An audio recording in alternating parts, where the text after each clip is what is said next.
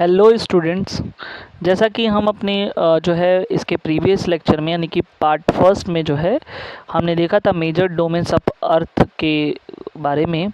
तो उसमें हम लोगों ने डिस्कस किया था कि जो अर्थ थी यानी कि पृथ्वी थी, उस पृथ्वी पे दो हिस्सा हुआ करता था। एक तो ज़मीन वाला हिस्सा हुआ करता था, ठीक है, जिसे हम कहते थे पैंजिया, ठीक है। उसके बाद जो है जो वाटर वाला हिस्सा होता था उसको हम लोग बोलते थे पैंथेलासा, ठीक है। तो इस वाले पार्ट को, ये पंजिया जो था उसको हमने बोला था कि इसको हम पंजिया को सुपर कॉन्टिनेंट कहेंगे, ठीक है, सुपर कॉन्टिनेंट कहेंगे।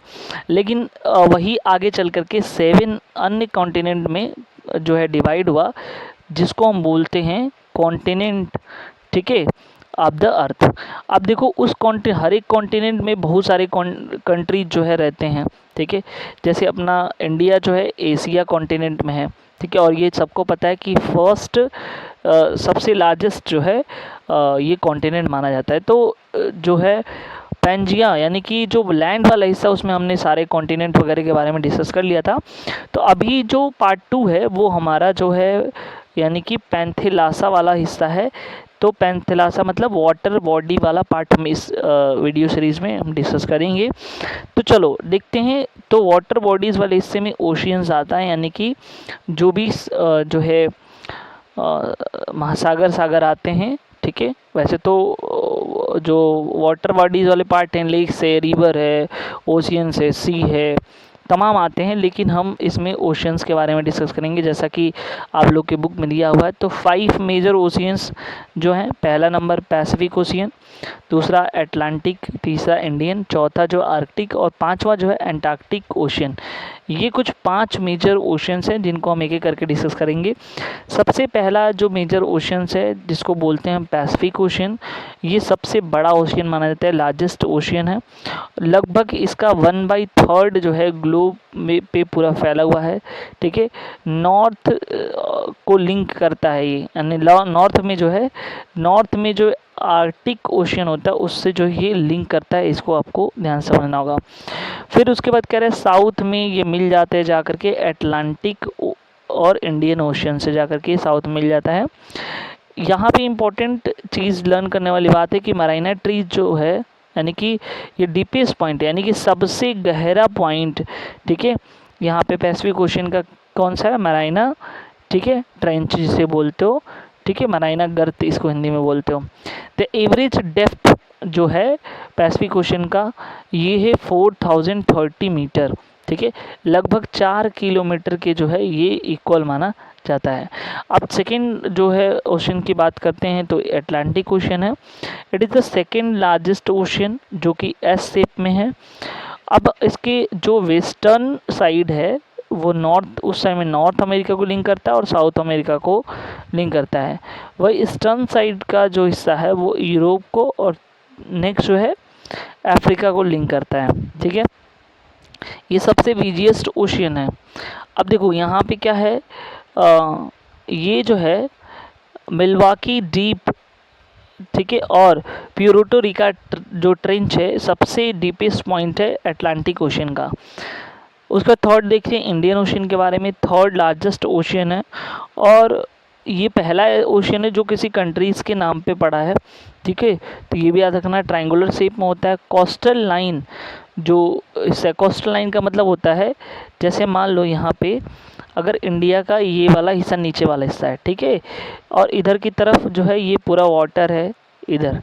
देखो उससे पहले एक चीज़ और समझ लेते हैं कि अगर इसको बोलते हैं पेनिनसुला, यानी कि ऐसा कोई भी लैंड जो तीन जगहों से पानी से घिरा हो उसको बोलते हैं पेनिनसुला।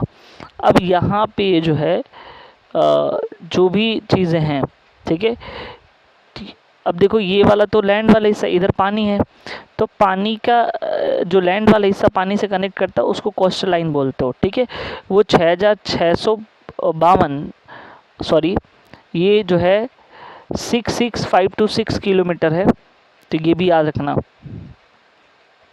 6,65,000 6526, ठीक है। इतने किलोमीटर जो है ये इसका कोस्टल लाइन है। और सबसे डीपेस्ट पॉइंट जो है जावा ट्रेंच, इसका जो है सबसे गहरा जो है पॉइंट है। चौथा नंबर हम आर्कटिक ओशन के बारे में देखते हैं। सबसे स्मॉलेस्ट ओशन है, ये आर्कटिक सर्किल में बिलोंग करता है। ओशन लाइज करता है नॉर्थ में, नॉर्थ अमेरिका, ठीक है, यूरोप और एशिया को, ठीक है। और उसके बाद जो है ये काफ़ी मोटी जो है चादर से, बर्फ़ के चादर से ये ढकी रहती है, थिक शीट से। कोस्टल लाइन इसका जो है यहाँ पे आप देख सकते हो, ये 45389 किलोमीटर है, 45,389। उसका सबसे डीपेस्ट पॉइंट जो है फार्म बेसिन है, और इसकी गहराई की अगर बात करें तो 4465 ये मीटर होगा, किलोमीटर नहीं होगा, ठीक है। अब अंटार्कटिक ओशन की बात करते हैं। तो देखो अंटार्कटिक ओशन जो है अकेले नहीं है, मिलके बना। पैसिफिक ओशन, अटलांटिक ओशन और इंडियन ओशन, तीनों जो है कलेक्टिवली यानी कि साथ मिल करके जो है इनको कहा जाता है अंटार्कटिक ओशन, ठीक है।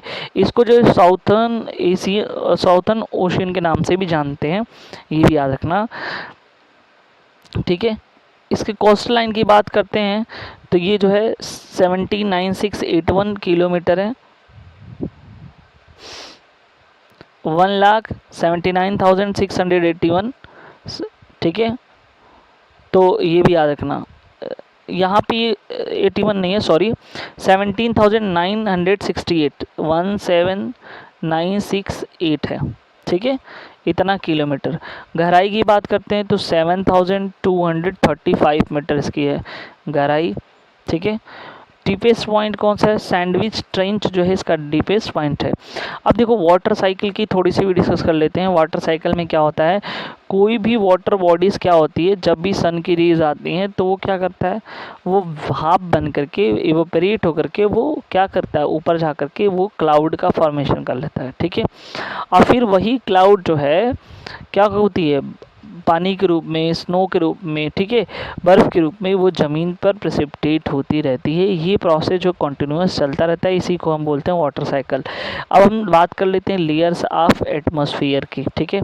एटमॉस्फेयर में जो है ट्रोपोस्फेयर आता है, स्ट्रेटोस्फेयर आता है, मेसोस्फेयर आता है, थर्मोस्फेयर या जिसे आयनोस्फेयर के नाम से जानते हैं, फिर एक्सोस्फेयर आता है। एक हमने मेंशन नहीं किया है, जितना बुक में था वो लिखा है, लेकिन जानना जरूरी है, मैग्नेटोस्फेयर आता है, ठीक है। ट्रोपोस्फेयर 0 से 10 किलोमीटर जो है ज़मीन से है, 10 से 30 किलोमीटर, 30 से 50 किलोमीटर, और जो है ये 50 to 400 किलोमीटर, और ये जो है 400 से लेकर के जितने भी ऊपर हैं वो सारे के सारे जो है ये है, ठीक है। ट्रोपोस्फेयर की बात करते हैं तो lowest part of the atmosphere है। सबसे पहले जितने भी मौसम संबंधी घटनाएं होती है, बर्फ़, बारिश, क्लाउड, ठीक है, ये सारा का सारा जो है कहाँ पे होता है, ट्रोपोस्फियर वाले एरिया में होता है।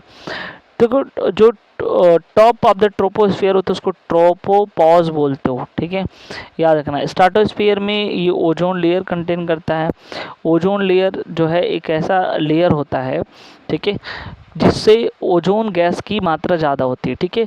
तो देखो सन के पास जो है दो तरह की रेज निकलती है, एक IR रेज जिसको इंफ्रा रेज बोलते हो, ठीक है, इंफ्रा रेज, और इससे जो है क्या होता है UV रेज निकलती है जिसको अल्ट्रा वायलेट रेज कहते हो, ठीक है। तो ये तो पृथ्वी पे आते हैं, लेकिन ये जो है आ नहीं पाते हैं, बीच में जो ओजोन गैस का जो है लेयर रहता है जो इससे रिएक्शन करके उसको ख़त्म कर लेता है, ठीक है। तो ये बिल्कुल याद होना चाहिए कि किस तरह से जो है ओजोन गैस यहाँ पे, बस इतना है कि ओजोन गैस यहाँ पे पाया जाता है, ठीक है। उसके बाद जो यहाँ पे देखो मेसोस्फेयर बात करते हैं तो the region above the stratosphere, यानी स्ट्रेटोस्फेयर से जस्ट ऊपर वाला हिस्सा कैसा है, mesosphere. Top of the mesosphere इसको बोलते हैं मेसोपॉज, ठीक है। तो जो टॉप होता है मेसोस्फेयर का उसको मेसोपॉज बोलते हो। उसके बाद चौथे नंबर पे जो है थर्मोस्फेयर एंड आयनोस्फेयर आया, ठीक है। तो इसको बोलते हैं the region where absorption of the energetic ultraviolet and x-rays radiation from the sun is known the thermosphere, ठीक है। जो भी एब्जॉर्प्शन वगैरह होगा हीट, थर्मो का मतलब ही होता है हीट, ठीक है। तो यहाँ से जो है ये थर्मोस्फेयर। आयनोस्फेयर को बोल सकते हैं कि यहाँ पे आयंस वगैरह होता है। 80 किलोमीटर ऑफ आयनोस्फेयर से जो है ये चीज़ें एक रीज़न है। तो अगर जो है कई बार जो है जितने भी रेडियो जो वेव्स होती हैं, ठीक है, या जो भी हम सिग्नल्स पकड़ाते हैं वो सारा का सारा जो है ये कहाँ से होता है, किसमें, आयनोस्फेयर में होता है, ठीक है। अब देखो यहाँ पे एक्सोस्फेयर में क्या होता है, एबव द थर्मोस्फेयर, ठीक है, इट कंटेन मेनली ऑक्सीजन, ठीक है, और हाइड्रोजन एटम, यानी कि जो एक्सोस्फेयर होता है वो ऑक्सीजन और हाइड्रोजन को मेनली कंटेन करता है। एक छठवां नंबर जो है एक था मैग्नेटोस्फीयर में, इसमें रेडिएशन दोनों साइड जो है दोनों जैसे रेडिएशन से संबंधित रेडिएशन बेल्ट यहाँ पर रहता है, ठीक है। तो अगर कोई भी ऐसा चीज़ है जो मेटल का हो, ठीक है, या उस टाइप का हो, तो कह रहा है कि यहाँ पे जो है पॉजिटिव होगा और नेगेटिव चार्ज दोनों चार्ज होगा। तो कुल मिला जुला के मैग्नेटोस्फीयर में मैग्नेटिज्म की प्रॉपर्टीज़ जो है वो फॉलो होता है, ठीक है। अब देखो यहाँ पे आता है कंपोजिशन ऑफ एयर, आखिर में एयर का कंपोजिशन कैसा कैसे बना है, ठीक है। तो उससे पहले कि हमको हवा जाननी है, यानी कि जो है वाइंड क्या होता है, तो एयर कूल भी होता है, कूल होता है तो हैवी हो जाता है। जो ठंडी हवाएं होती हैं वो क्या होती हैं, वज़न उनके पास ज़्यादा होती हैं तो वो नीचे बैठ जाएंगे, डाउन हो जाएंगे। लेकिन जो गर्म हवाएं होती हैं, ठीक है, लाइट होती हैं, वो ऊपर की तरफ उठती हैं, ठीक है। तो ये बिल्कुल याद रखना कि कूल जो एयर होता है वो डेंसिटी ज़्यादा होने की वजह से हैवी हो जाती है और नीचे बैठ जाती हैं, और जो ये गर्म हवा होती है वो लाइट एंड जो है राइज हो जाती है, यानी कि राइज अप होने लगती है। Air will always move high pressure to low pressure, ठीक है, ये भी याद रखना, हमेशा जो है हाई प्रेशर से लो प्रेशर की तरफ वो मूव करती है, ठीक है। अब देखो यहाँ पे जो है हमने देखा कि ये विंड का कैसे काम होता है, कंपोजिशन हम एयर का हमने डिस्कस कर दिया, किस तरह से जो है ये टाइप्स ऑफ एयर हैं, ये काफ़ी ज़्यादा जो है आपके लिए इम्पोर्टेंट है, ठीक है। तो इसको जो है अगर आप नोट नहीं बनाए तो नोट बना लें, और उसके बाद जो है हम नेक्स्ट वीडियो में जो है आगे की जो भी पॉइंट होंगे, ये तो ख़त्म हुआ, जो भी रहेगा हम आगे को डिस्कस करेंगे। Thank you so much.